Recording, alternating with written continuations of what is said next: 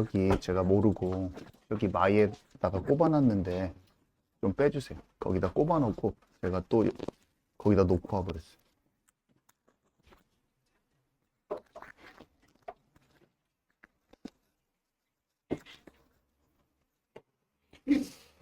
네. 목사님, 지난주에 보물이 막 천국이라고 해놓고 왜 이제 또 보물을 당신이라고 하십니까? 지난주하고 거꾸로잖아요. 이렇게 벌써 생각하고 있어야 되는데 지난주 말씀을 모르면 뭔 말인가? 지난주에 제가 보물은 천국이에요. 하나님 나라예요. 이렇게 말씀을 전했단 말이에요. 근데 오늘은 보물이 뭘까요?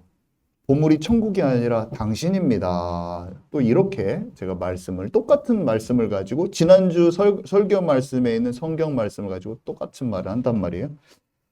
오늘은 이 얘기를 해보고자 합니다. 먼저 그 말하기에 앞서서 저는요, 우리 교회가 진짜 선지자적인 교회가 되기를 바라고 사도적 기름 부으심이 더 넘치기를 원하고 또 교사적 기름 부음이 풍성하기를 원한다는 기도를 지금 계속 하고 있어요. 우리가 더 풍성하게 경험하기를 원하는 거예요. 과거에 있던 우리의 수준을 넘어서서. 근데 그것을 이끄시고 인도하시는 분은 체험케 하시는 분은 오직 성령님이신 거예요. 우리가 할 수가 없어요. 근데 제가 이렇게 하나님의 방향을 받아서 말씀을 선포하잖아요. 그러면 그 말씀이 선포되어졌을 때 영으로 깨닫는 사람들은 그것을 사모하게 돼 있어요. 그래서 그것을 사모하면요. 하나님이 사모하는 자에게 그거를 행하셔요. 각자에게 맞게. 각자에게 맞게. 그래서 지난주에 제가 5F 훈련을 하는데 오중사역 훈련을 하는데 그 말씀을 전하기 전에 그날 아침에 배태준 선생님을 통해서 하나님이 꿈으로 그 메시지가 맞다고 확증이 들어오는데 제가 아침에 깜짝 놀랐어요. 이 교회를 하나님이 지금 이끌고 계시구나. 와, 그게 느껴질 때 그 느낌은요. 제가 이걸 혼자서 이끌어가지 않는다는 느낌인 거예요.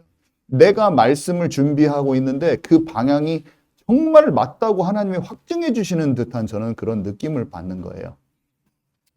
그리고 지난주에 금요일 날 그 주에 이제 제 여동생 딸이 방언을 받아서 우리 교회는 좀 방언이 풀어져야 된다는 걸 저는 알고 있거든요. 그래서 그것을 선포하라는 느낌이 너무 강하게 들어서 금요일 날 방언 기도에 대해서 다시 한번 선포를 했는데 그날 우리 자경사모가 여기서 끝나고 제가 들어가려고 하는데 눈물을 펑펑 흘리면서 제 손을 딱 잡았어요. 근데 방언을 받은 거야, 그날. 네, 이번 주에 방언을 받은 거예요. 네. 참 너무 신기하잖아요. 하나님이 원하시는 방향을 선포하잖아요. 그러면은 그게 딱 오는 거예요. 저는 사람마다 각자의 그 먼저 가야 될 단계에 따라서 그것들을 경험하기를 원한단 말이에요. 그러면은 하나님께서 풀어주신단 말이에요, 하나씩. 선지자적인 기름 부음을 조금 열어주시는 거야. 조금씩 경험하도록, 알도록. 근데, 그래서 정말 재밌어서 이 어떤 그 오중 사역의 어떤 부분들을 그 기름 부음을 증강시켜 준 것을 제가 느낌이 오기 때문에 기록을 안 할 수가 없습니다. 거의 매일 아니면 하루 걸려서 지금 1월 달에 다 기록을 해놨어요. 한 12월부터 지금까지 일기장처럼 다 기록을 해놓은 거예요. 그래서 나중에 이것을 다른데 엄청 도움이 될 거예요, 아마. 왜냐하면 교회 자체가 개척교회가 하나님께서 이끄신 어떤 흔적들이 사람들한테 나눠질 때 엄청 사람들한테 도전이 되고 용기가 되면서 그 새롭게 가고 싶은 그 마음을 주거든요. 그래서 싹 1년을 기록을 하려고 지금 계획을 하고 있습니다. 그런 와중에 우리 주중에 경빈 형제한테 연락이 왔어요. 근데 제가 그 연락이 온 메시지를 읽어보니까 어떤 교사적인 탁월함이 거기에 나타나는 거예요. 그거 제가 너무 신기하더라고요. 왜냐면 저도 이제 그런 경빈 형제가 겪었던 그런 것들을 제가 이미 경험을 했기 때문에 야, 이게 그 하나님께서 그 흐름을 주신다는 거를 느낌이 오는 거죠. 그래서 교사적인 어떤 기름 부음을 하나님이 열어주고 계셔요. 이미 약간 열렸는데 약간 계속 더 열어주시고 그것이 열어지고 있다는 거를 제가 알도록 해주시는 것 같은 느낌이 드는 거예요. 아, 이거는 지금 내가 경빈 형제를 이런 식으로 열어주고 있어 라는 이런 느낌이 드는 거예요. 근데 그 질문의 내용이 이겁니다. 카톡으로 왔어요. 목사님, 어제 질문드린 마태복음 13장 44절에 나온 보화 비유에 대해서 한 가지 여쭙고 싶습니다. 호쿠마, 박윤선, 매튜 헨리 주석에서는 대부분 보화를 예수 그리스도, 즉 복음이라고 해석합니다. 저도 예전에는 그렇게 생각했습니다. 그런데 저는 44절에서 말하는 밭의 의미가 세상이 아니라고 해도 복음은 예수님께서 자신의 핏값으로 지불하신 것, 즉 전적인 은혜이기 때문에 사람이 자기 소유를 팔고 어떤 대가를 지불해도 그 보화를 살 수 없다고 봅니다. 그러니까 보화, 천국을 살 수 없다고 봅니다. 이게 뭐냐, 무슨 말이냐면은 목사님, 사람이 천국을 보화를 사는 게 아니라 예수님이 보화인 우리를 사신 거 아닐까요? 이런 얘기를 하는 거예요, 지금. 그래서 또 더 뒤에 내용이 있어요. 밭은 세상이고 보화를 발견한 사람은 예수님인데 보화가 이스라엘이라면 예수님께서 바친 세상, 이 밭에 숨겨진 보화, 그 이스라엘을 발견하고 기뻐하며 자신의 생명을 내어주셔서 십자가에서 세상인 밭 전체를 사시고 이스라엘인 이 보화를 얻었다는 이런 설명이 더 매끄럽고 자연스러운 것 같습니다. 어떻게 생각하세요? 밑에는 방금 드린 해석입니다 하면서 자기가 참고한 자료도 보내주고 한 거예요. 여러분, 세상에는요 많은 자료가 있어요. 제가 하나님은 저에게 특별히 무슨 일을 하게 하셨냐면은 목회자가 되기 전에 그 모세가 광야의 지도자가 되기 전에 왕자로 훈련받은 게 다 쓰임받듯이 저도 비슷한 게 하나가 있는데 목회자로 쓰이기 전에 영국에서요 한 주제에 관해서 방대한 자료를 찾고 읽어본 경험이 있는 거예요. 어떤 하나의 주제를 통해서 책을 200권을 제가 읽고 논문을 정말로 많이 그 관련된 걸 다 읽었다고 보면 돼요. 전 세계에 있는 것을. 그래서 한 가지 주제에 대해서 그 주제를 파고들 때 세상에 나와 있는 모든 정보를 다 섭렵해서 분석하고 정리해서 거기에서 진짜 가짜를 막 확인해내고 그러면 내가 거기에서 잘못된 점이 무엇인지를 파악해서 그것을 꿰뚫어 보고 해결해 보고자 하는 그런 과정을 겪어봤어요. 7년 반 정도 제가 한 가지 문제에 대해서 그렇게 해보니까 이것이요. 영적인 것을 자료를 찾고 공부하고 하는데도 엄청나게 도움이 되더라고요. 물론 차이점은 있어요. 세상의 과학적인 사실은 과학적인 팩트가 맞느냐 안 맞느냐를 봐야 되지만 영적인 정보에 대해서는 성령을 통한 영적인 분별력이 있어야 되는 게 다른 점이에요. 그렇지만 굉장히 비슷한 점이 있습니다.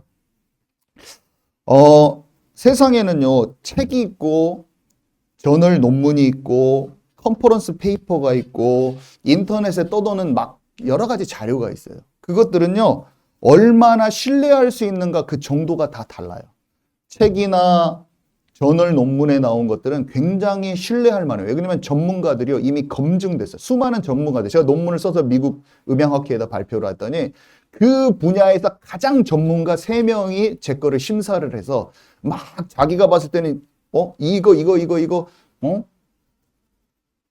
문제 있지 않냐? 이거는 더 깊이 결과를 줘야지 내가 확실을 하겠다 하면서 저한테 계속 질을 해요. 몇 개월 동안 제가 쓴 논문을 가지고 그 사람이 납득할 만한 충분한 자료가 되었을 때 그거를 맞다고 확인을 해줘요. 미국 음향학회에 제가 쓴 어떤 통찰을 가지고 이 부분은 이거라고 제가 이 문제는 이것 때문에 일어난 겁니다. 그렇게 쓴 그 논문이 채택될 때는 전 세계 최고 전문가 3명이 저한테 질문을 하고 제가 대화를 해봤어요. 그 사람이랑. 그리고 나서 그 사람들이 확증됐을 때 저널에 실려요. 그런 저널은. 그래서 그런 저널에 있는 자료들은요. 과학적인 팩트로서 의심할 여지가 없습니다. 거의 99.9%. 거기에 거짓말을 실른다는 것도 힘들어요. 전문가들 3명이 몇 개월 동안 질문하고 제가 답을 해야 되기 때문에. 그래서 굉장히 신뢰성이 높죠. 그리고 컨퍼런스 페이퍼 같은 것들은요. 사람들이 이제 발표를 하거든요. 그 컨퍼런스 연구하고 있는 자기의 주제를 아직 그런 1급 논문에는 제출하지 않았는데 사람들이 큰 세계적인 컨퍼런스를 열어요. 그 음향학회 같은 거를. 그럼 거기에는 사람들이 와서 발표를 한단 말이에요. 그러면 내가 지금 관심 있는 주제, 이 문제는 이것 때문에 그럴 것 같다라고 하는 그런 가정들과 자기의 연구 아이디어들이 막 표출이 돼요.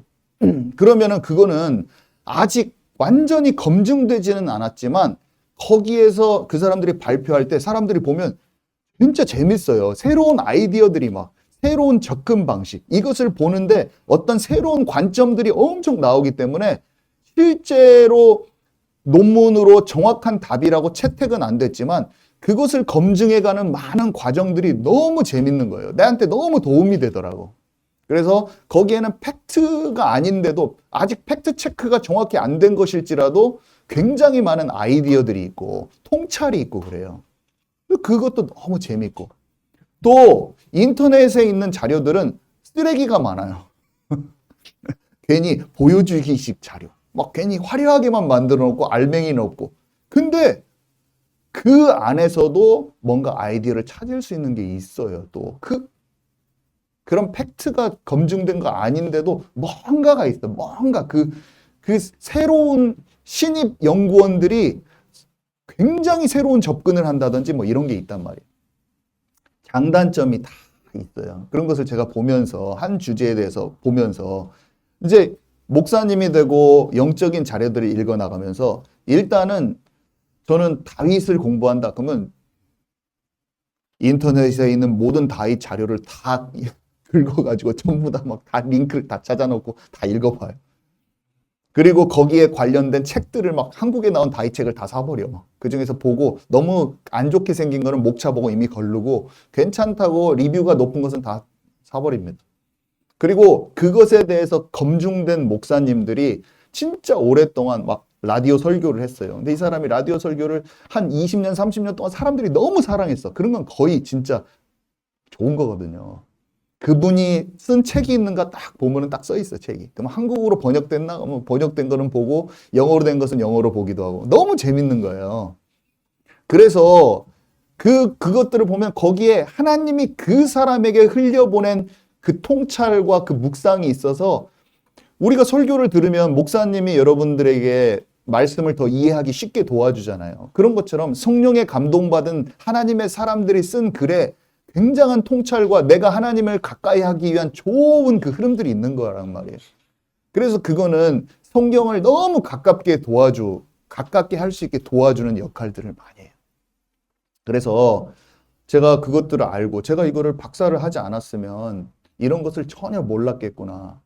내가 그냥 표면적으로 그냥 누가 괜찮은 사람 내가 그것을 정보를 집약하고 정리하고 분석하고 하나님 주신 영감으로 묵상해서 새롭게 사람들한테 전달할 수 있는 내가 세상에 있는 정보를 모아서 전달하는 것보다는 그냥 사람들만 주입식으로 받은 것만 몇 마디 하는 그렇게 목사가 될 것이지만 하나님께서 나도 모르게 그 훈련 시간을 거치게 하셔서 가르칠 수 있는 은사와 이 모든 것을 하나님 허락하셨구나. 이런 것들을 느끼면서 너무 감사하고 좋아요, 저는. 그런데 우리 경빈 형제가 거기에 대한 어떤 것들 탁월함을 보이기 시작하는 거죠. 제가 느끼기에는. 왜냐하면 독서를 한번 해봐라 했을 때 독서법 책을 10권, 20권 읽어버리더니 독서를 파고드는데 제가 초서를 한번 해봐 그랬더니 책을 100권을 초서를 해버리더라고 한마디로. 참 진절나게도 지속을 잘하더만. 근데 그 초소하고 매일 아침에 하는 것 같아요, 지금도. 성경도 쓰고, 성경도 필사하고. 근데 그런 것들이 쌓이면 엄청 무섭거든요. 1만 시간의 법칙 이런 거 아시죠? 아무도 못 따라옵니다. 어느 수준 갑자기 궤도에 오르면 똑같은 것을 반복하는 사람은 아무도 못 이기는 거예요. 그게 근력이라는 게 영적인 근력이 쌓이잖아요. 그러면 어느 순간이 되면은 임계점이라는 게 있어 탁 뒤집어지는 딱 넘어서는 순간 전문가의 위치로 딱 올라가 버려요. 하나를 제대로 네 개의 뭔가 돌팔매질을 딱 했는데 골리앗을 쓰러뜨려 버리는 거예요. 여러분에게 맡겨진 뭔가 작은 거, 그게 흥미로우면서 재밌는 거, 거기에 대해서 아무도 못 따라봐요. 여러분들이 만약에 청소년 시기에 그것을 딱 알고 준비해 버리잖아요. 그러면 20대 갔는데 이미 전 세계에서 나를 따라올 사람이 없어요. 그 분야에서만큼. 여러분, 그것을 다윗이 찾은 것이고 그것을 요셉이 찾은 것입니다. 여러분. 그것을 아시기 바랍니다. 그래서요. 영적인 것도 마찬가지인데 영적으로 충만하여 좋은 자료가 있어요. 그러니까 저의 지도 교수님은요. 진짜 잘 알아. 그래서 애지간히 건드리면 무조건 전문성 있는 페이퍼가 쭉쭉쭉 나오는 거예요. 근데 영적인 것도 마찬가지예요. 어떤 사람이 말씀으로 묵상의 훈련이 많이 돼 있고 그러면 성경 말씀이 통찰이 애지간한 게 다른 사람보다 높은 수준으로 잘 되는 거예요. 근데 가는 과정에 있는 사람들은 어떻겠어요? 영의 감동이 있겠지만 혼적인 생각도 끼기도 하고 막 그래요. 그래서 제가 너무 재밌는 게 책을 읽는데 이 사람은 지금 과정 중인데 책을 썼어. 50%는 자기 생각, 50%는 영감으로 써 있어요. 그러면 그 책이 완전히 쓸모가 없을까요? 아니면 그 사람이 거기에 남겨놓은 그게 좋을까요, 여러분? 유익한 부분이 있는 거예요. 목사님도 마찬가지예요. 목사님이 다 될 수가 없어요. 그래서 그 가는 과정 속에 혼적인 내 얘기가 섞일 수도 있는 거예요, 사실은. 혼적인 얘기가 섞이는 목사님들이 얼마나 많겠습니까, 여러분? 그렇지만 그것은요, 성령께서 우리에게 다 가르쳐 주기시기 때문에 말씀을 여러분들이 진짜 상고하고 제 말씀을 들으면 제 말에서도 아이고 목사님 좀 자기 얘기 했지만 그래도 저런 부분은 좋지 그러면서 따라갈 수 있는 거예요. 아멘이십니까? 완벽하다기보다는 그 과정 속에 있는 거예요. 그래서 다윗이 시편을 썼는데 중간에 바세바 치유하고 죄악 가운데 있었다고 다윗이 하나님과 교제함 속에 있었던 그 훌륭한 글들을 하나님께서 정경으로 남겨놓으셨잖아요. 그가 중간에 타락할 때가 있었다니까요. 그래서 어떤 목사님들이 글을 썼을 때 그 목사님이 나중에 타락했을지라도 과거에 쓴 글을 다 버리면 안 돼요. 그때 당시에 하나님 주신 영감이 있는 거기 때문에 그것을 우리가 취할 수가 있어야 되고 혼적인 것이 심지어 섞인 글에서도 이 부분은 인간적인 인본적인 부분이 많이 있구나 하지만 이 부분은 하나님께서 주셨다는 것을 영적으로 분별할 수 있는 힘이 필요한 것입니다. 그래서 여러분들 책을 읽으실 때 영적인 것을 읽을 때는 하나님께서 어떻게 생각하시는가 기도하면서 보면 되는 거예요, 그냥. 그래서 너무나 판단하지 마시고 에이고 이거 쓰레기야 하면서 다 버리면 그것같이 봐보세요. 컨퍼런스 페이퍼 교수님들이 딱 와가지고 우리 교수님은 저희가 있었던 람 교수님이라고 있었는데 그분은 어린 학생들의 아이디어가 툭툭 나오는 컨퍼런스 페이퍼 자기가 봤을 때는 너무 수학도 못하고 수학 천재인 거예요, 이 사람이. 근데 그런 것들을 재미있게 볼 수 있는 여유를 갖고 있더라. 거기 안에서 아이디어를 캐치하러 가는 거야, 그냥.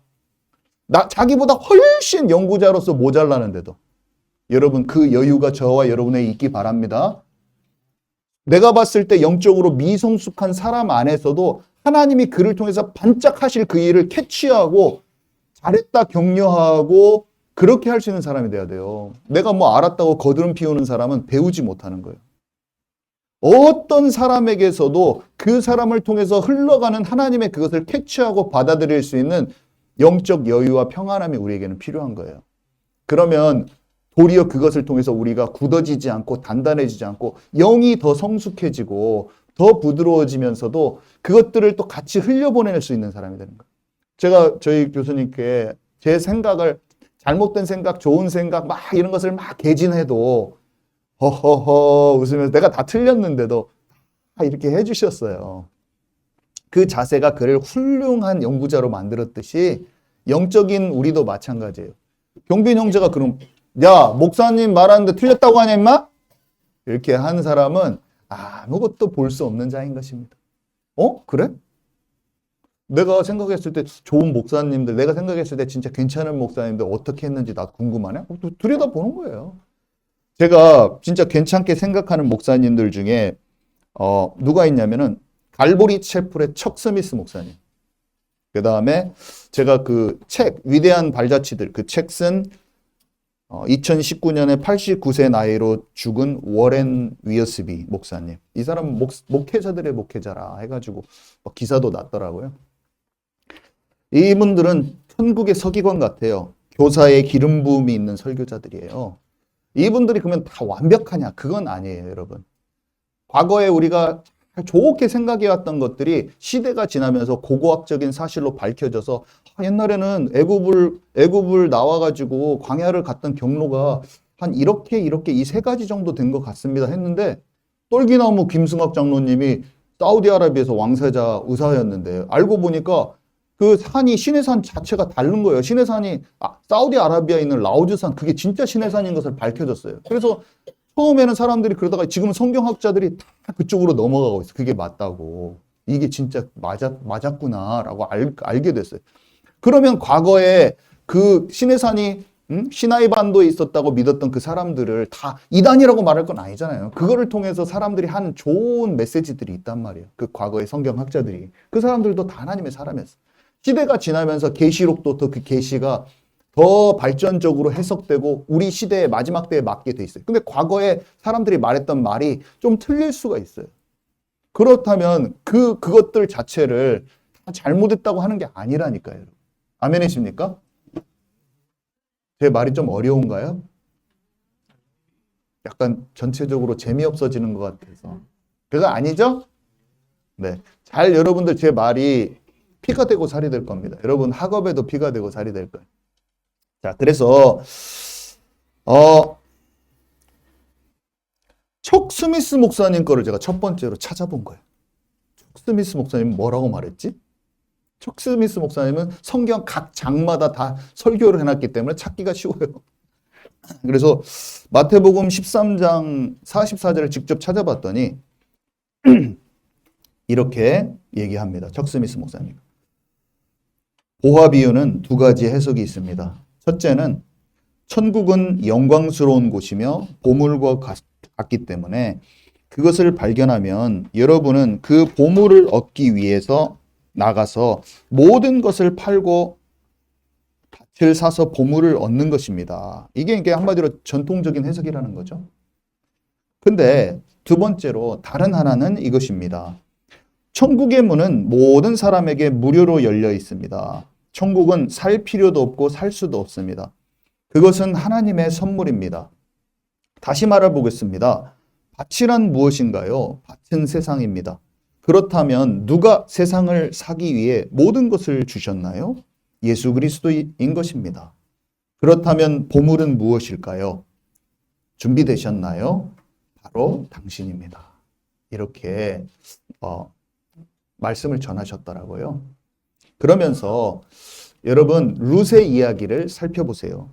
그래서 자기는 이것을 설명하기 위해서 룻 이야기가 굉장히 자신에게 묵상되었다고 얘기를 하면서 제가 그거를 보고 나서 이제 룻기를 다시 총 4장밖에 안 되니까 이 관점으로 다시 읽어봤어요. 그러니까 룻기에 보면은 보아스가 기업물을 자로 나오미, 시어머니 나오미가 밭을 내놓는데 그 밭을 내놓은 것을 사요. 사는 장면이 있어요. 근데 그 살 때 루시라는 여자가 과부거든요. 지금 남편이 죽어서. 근데 그 과부를 함께 사야 되는 거예요. 그 장면이 나와요. 신부잖아요. 자기 신부를 사는데 밭을 다 사는 거예요. 신부가 교회를 뜻하고 루시라는 모함 여자, 이방 여자가 교회를 뜻하고 사실은 그렇죠. 하나님이 다 감춰두셨죠. 근데 읽어보니까 그 관점으로 읽으니까 너무 재밌는 거야. 갑자기 성경이. 룻기가 또 새롭게 보이는 거예요. 하나님이 주신 통찰과 하나님이 주신 그 메시지를 발견해낼 수 있는 그걸 묵상한 사람이 힌트를 하나 딱 한 줄 써 있거든요. 룻기를 읽어보십시오. 근데 룻기를 그 관점에서 읽어보니까 왜 이렇게 뭐가 막 많이 알아지네 갑자기. 그런 거예요, 여러분. 많은 것이 깨달아졌습니다. 그래서 그 얘기를 조금 하도록 하겠습니다. 룻 이야기는요, 룻기는요, 보아스라는 사람이 결국 룻을 얻기 위해서 밭을 산 스토리가 기록되어 있습니다. 보아스는요, 라합의 아들이에요. 정탐꾼 살몬이란 사람이 라합하고 딱 눈이 맞았잖아요. 그래서 그 살몬이랑 결혼하거든요. 그래서 그 라합이 아들을 낳았는데 그 사람이 보아스예요. 근데 라합이 엄청 여러분 믿음 좋은 사람입니다. 이스라엘 백성보다 더 좋아요. 라합이. 그래서 그 라합의 믿음이 보아스한테 잘 전달됐죠. 이 보아스는요, 그 지방에 재력도 있고 엄청 유지이면서도 사람들한테 참 칭송받는 사람이었다고 기록되어 있어요. 영적으로도 좋고 부유하고 괜찮은 사람인 거예요. 사사시대.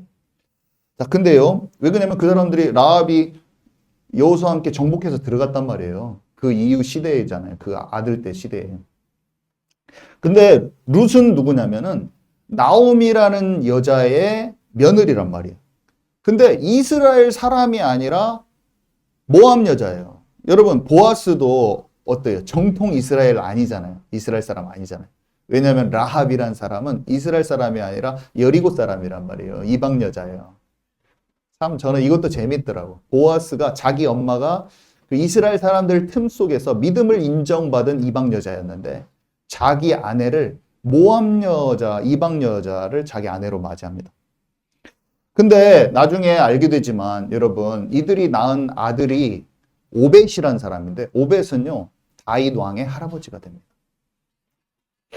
참 라합과 룻이 다윗의 증조 할머니, 친할머니가 아니라 증조 할머니, 고조 할머니. 가까워요. 상할머니야, 상할머니. 룻이 다윗의 상할머니요. 가까워요, 여러분. 하나님이요. 하나님의 사람은요. 하나님의 사람을 만나게 돼 있어요. 하나님이 다 연결해줘요. 룻이란 사람이 이방 신을 따라서 가라고 갈 수도 있거든요. 근데 내가 어머니의 신을 여호와 하나님 저는 믿고 어머니 따라갈 거예요. 자기 인생을 두고 우리가 여자친구, 남자친구 막 이렇게 하는 것보다는 내가 하나님을 진실로 따르잖아요. 그러면 하나님이 소중한 사람하고 우연처럼 만나게 하십니다. 룻은요, 나오미하고 룻은 그 언약의 흐름 속에 있고자 했던 그 사람이에요. 보아스는 정말 언약의 흐름 속에 있었던 한 사람이에요. 근데 하나님이 룻기를 통해서 뭘 보여주시냐면 한 사람이 진짜 언약 가운데 그 따라가기로 결정했을 때 그 며느리, 둘째 며느리는 이방신 섬기러 가버린 거예요. 근데 룻은요, 첫째 며느리였는데 남편이 죽었어. 그러니까 얼마나 힘들어요. 근데 어머니 따라서 가는 그 결정 때문에 어떻게 됐냐면 다윗 왕의 할머니가 돼버리고 진짜 너무 멋있지 않습니까, 여러분?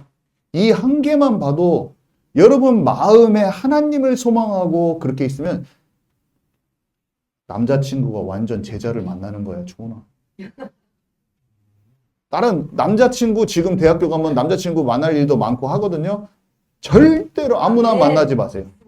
그거 아무나 만나면 어떻게 되냐면 그 남자친구가 노래방 좋아하면 맨날 같이 주중에 노래방 3번씩 가야 돼.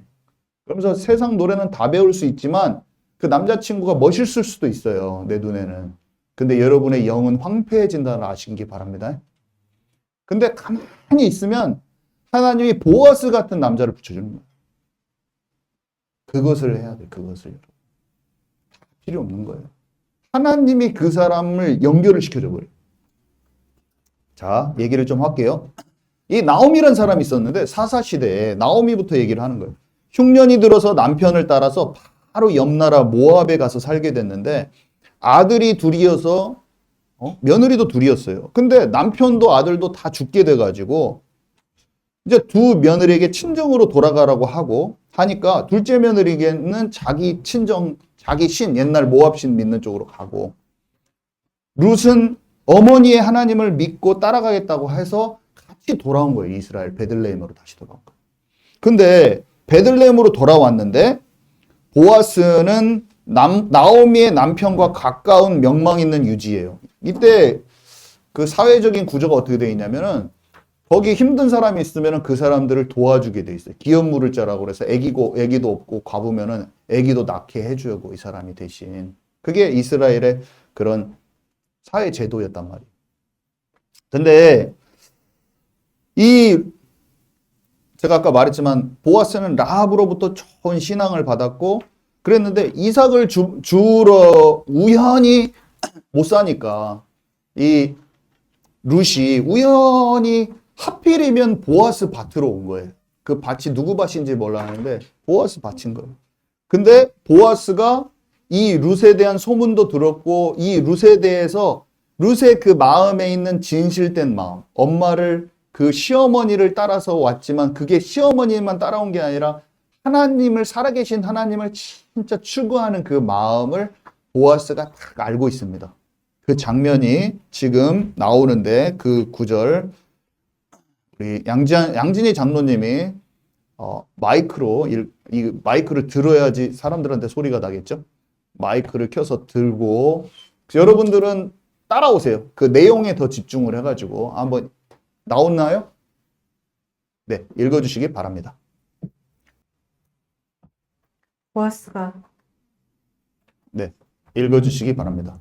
보아스가 룻에게 말하였다. 남편이 세상을 떠난 뒤에 모압 댁이 시어머님을 어떻게 모셨는지 내가 다 들어서 알고 있어.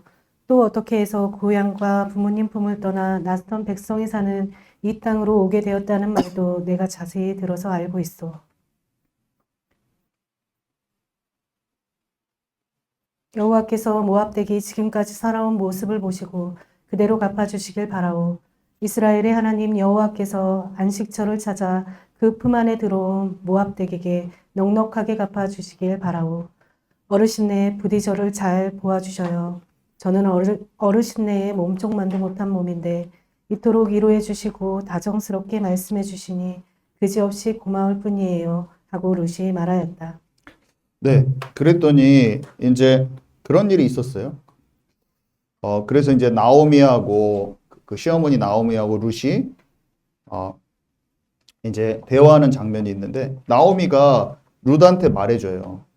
너는 다른 밭에 가가지고 낯선 사람 만나지 말고 보아스 밭에 꼭 가가지고 그 아낙네들 일꾼들이 있는데 그 옆에 붙어 있어라. 그렇게 얘기하는 장면이 있습니다. 그러면서 나오미가 룻에게 남편감을 찾아보라고 권유하는 장면이 있는데 거기 잠깐 읽어주시도록 하겠습니다. 내가 보아스 댁 아낙네들을 따라다니며 이삭을 주워오곤 하였다만 사실 그 집 주인 보아스는 우리 친척이 아니냐. 오늘 밤 그분이 타작마당에서 보리를 까부르고 있을 거야. 그러니 너는 목욕을 하고 화장을 하고 새 옷으로 몸 단장을 하고는 그분이 일하고 있는 타작마당으로 내려가거라. 그분이 저녁을 다 먹을 때까지는 눈치채지 못하도록 하거라. 그리고 그분이 잠을 자려고 할 때 어디에 눕는지 잘 알아두었다가 그분 잠자리에 들어가서 발집게를 들고 거기에 누워라. 그 다음부터는 그분이 알아서 하실 것이다. 룻이 시어머니에게 어머니께서 이르신 대로 다 하겠습니다 하고 대답했다. 네. 목욕하고 잘 기름 바르고 가서 그 남자가 자고 있는데 그 옆에 살짝이 누우라는 거예요. 말도 안 되는 말이죠. 그죠? 말도 안 돼요. 근데 이제 엄마가 다 알고 있었죠. 보아스가 어떤 사람인지 다 알고 있어요. 이 사람이 함부로 여자들을 막 건드리거나 그런 사람이 아니에요. 그리고 나오미도, 룻도 막 해프게 하는 사람이 아니란 말이에요. 근데 그것을 잘 알고 있는 거예요. 뭘 알고 있냐면, 가까운 친척, 기업 물을 자를 통해서 분명히 그런 관계가 되어져야 돼. 그게 하나님의 뜻이에요. 그때 당시. 그리고, 룻을 향한 하나님의 계획을 나오미가 알고 있다고 봐야 돼요, 사실은. 그래서 지혜롭게,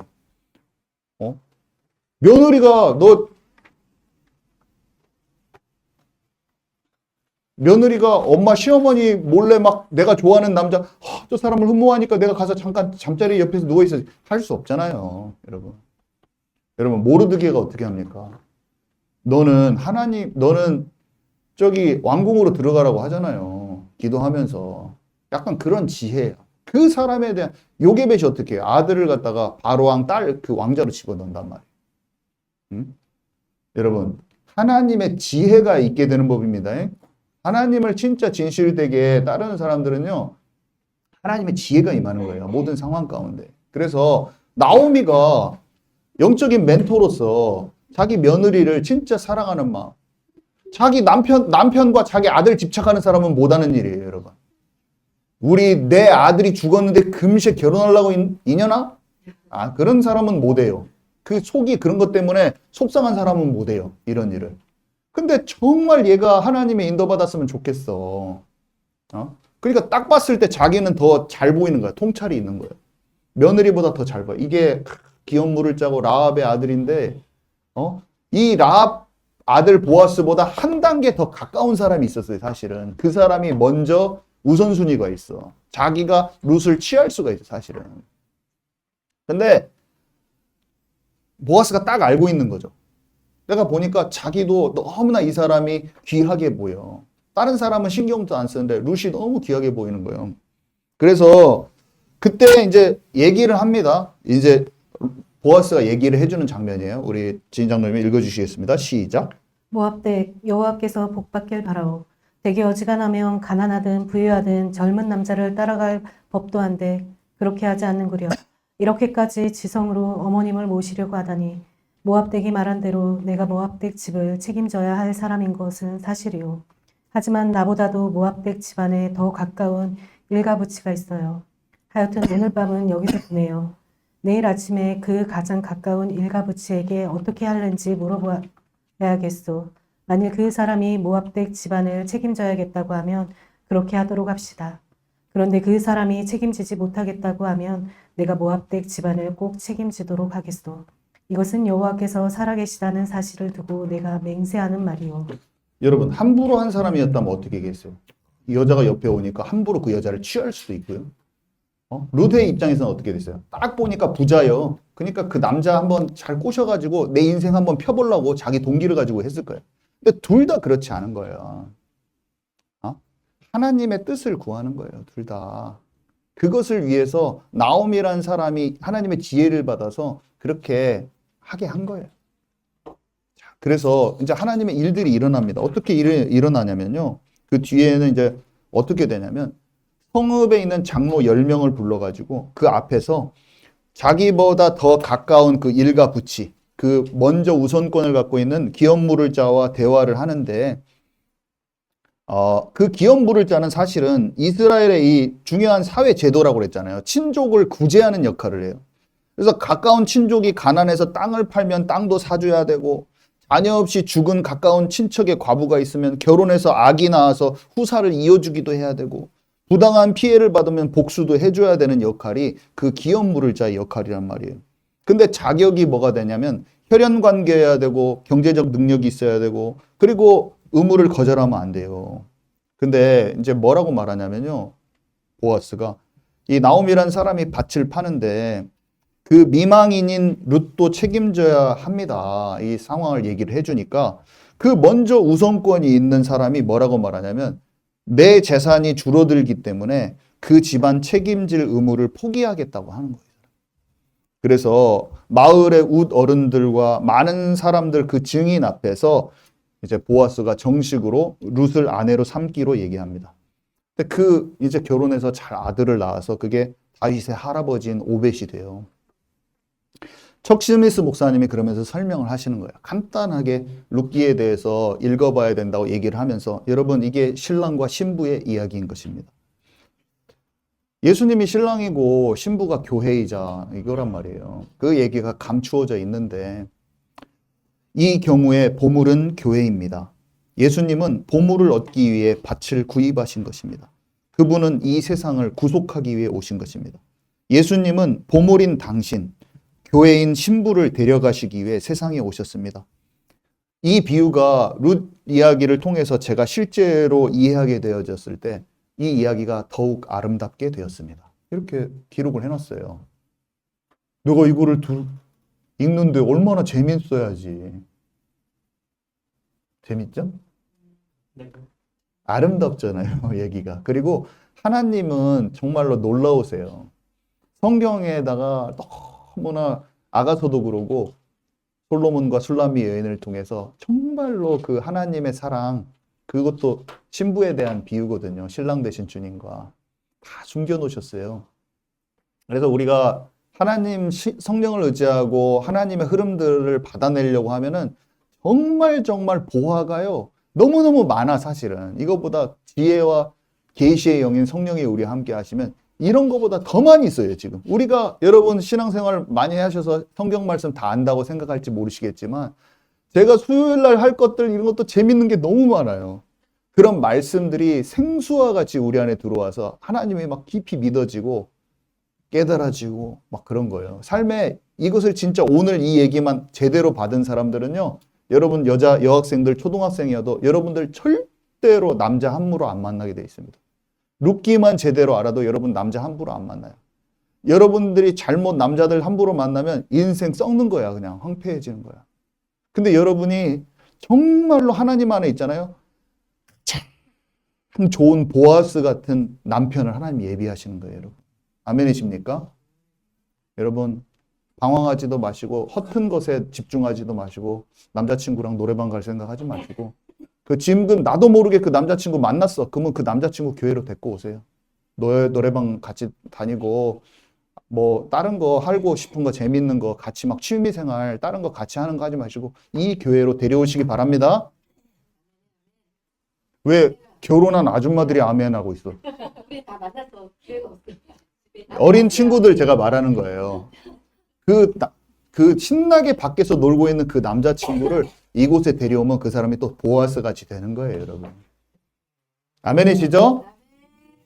자, 그래서 또 워렌 위어스비 또 봤어요, 제가. 그랬더니 워렌 위어스비 목사님은 보화 비유에 대한 일반적인 해석은 죄인이 그리스도를 발견하고 그분을 얻고 구원받기 위해 자신이 소유한 모든 것을 포기한다는 것입니다. 그러나 이 해석에는 몇 가지 문제가 있습니다. 첫째, 예수 그리스도는 숨겨진 보물이 아닙니다. 잘 알려진 인물입니다. 둘째, 죄인은 눈이 멀고 완고해서 그리스도를 찾을 수 없습니다. 셋째, 잃어버린 죄인을 찾으시는 분은 주님이십니다. 밭 전체를 샀다는 점에 유의하세요. 밭은 곧 세상이라고 했습니다. 잃어버린 죄인이 그리스도를 얻기 위해 세상을 사야 할까요? 주님을 다시 숨겨야만 할까요? 아니라는 거예요. 한마디로 전통적인 해석에는 어떤 문제점이 있다는 거예요. 근데 그러면서 진주 비유를 또 얘기하면서 워렌 위어스비 목사님이 잘 알려진 복음성가 중에 진주가 예수가 그리스도라고 하는 게 있는데 그분의 구원이라는 해석을 하지만 보물 비유를 제가 말씀했던 것처럼 죄인이 그리스도를 찾는 게 아니라 그리스도가 죄인을 찾는 것입니다. 죄인은 자신이 가진 모든 걸 팔아도 구원의 대가를 지불할 수 없습니다. 진주가 교회를 상징하는 거예요. 진주는 서서히 자라듯이 교회도 성령께서 죄인을 회심시키고 변화시키면서 서서히 성장합니다. 진주는 물속 조개 껍질에 숨겨져 있기 때문에 아무도 진주가 만들어지는 과정을 볼 수 없어요.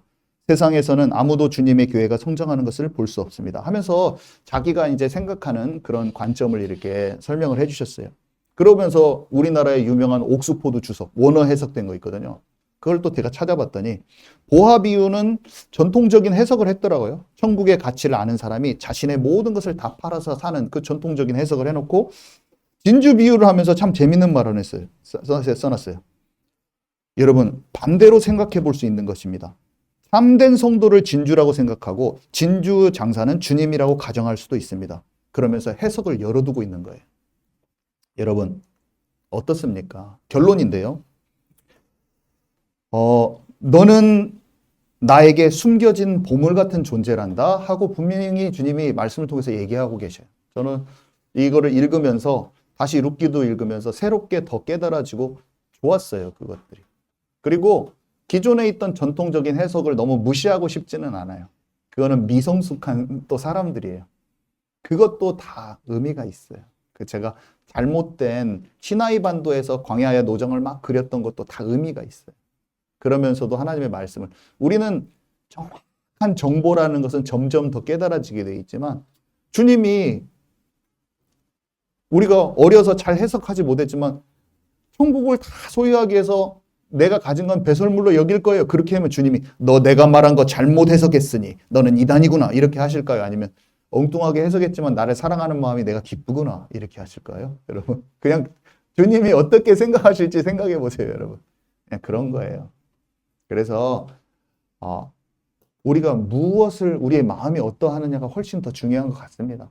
그리고 그것도 다 해석 자체로 의미가 있다고 저는 그냥 그렇게 생각해요. 그래서 나를 생명 다해 사랑해 주신 주님이 나에게 생명 같은 사랑을 원하고 계세요. 그래서 너는 내게 숨겨진 보물 같은 존재란다.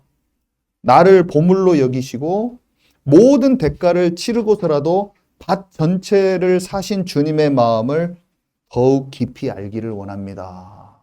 이런 고백이 자연스럽게 나오면서 룻기가 특히 너무나 와닿더라고요. 보아스를 통해 보여진 신랑 되신 주님의 마음을 더 알고 싶습니다. 그게 제 마음에 오더라고요. 그래서 진짜 보아스가 룻을 알아보았을 때 너무 기뻐했던 장면이 있었잖아요. 근데 주님이 뭐라고 써있냐면 성경에 44절에 보아를 발견하고 숨겨두고 기뻐했다고 그랬거든요. 저는 이 말씀이 두 개가 딱 연결이 되더라고요. 주님이 보아를 발견하고 너무 기뻐했다는 것처럼 그 밭에 갔더니 많은 아낙네들 틈에서도 엄마를 시어머니를 쫓아서 진짜 그 믿음이 여호와를 향해 있는 그 마음을 만났을 때 보아스가 너무 기뻐한 그 마음이 하나님의 마음인 거예요. 우연히 그 밭에 내 밭에 와서 일하고 있는데 그 사람이 있는 거예요. 근데 하나님도 하나님을 향한 진실된 마음을 갖고 있는 저와 여러분들을 귀히 여기시고 기뻐하시는 거예요. 그래서 많은 사람들 앞에서 반드시 보아스처럼 책임지시고 기꺼이 룻을 위해서 밭을 산 것처럼 자기가 다 책임지고 기꺼이 나를 위해서 십자가를 지신 거예요. 전 세상 앞에서 온 인류를 위해서 십자가 지신 거예요. 아멘이십니까? 그래서 자기의 모든 소유를 다 팔았다. 예수님이 물과 피를 흘리시고 자기의 모든 것을 내어주셨어요. 생명을 다해 사랑하신 거예요, 우리를. 이 사랑을 아는 사람은 어떻겠어요, 여러분? 하나님의 나라를 진짜 소중히 여기고 나의 모든 것을 부인하게 되는 거예요. 이 사람이 그 사랑을 아는 사람.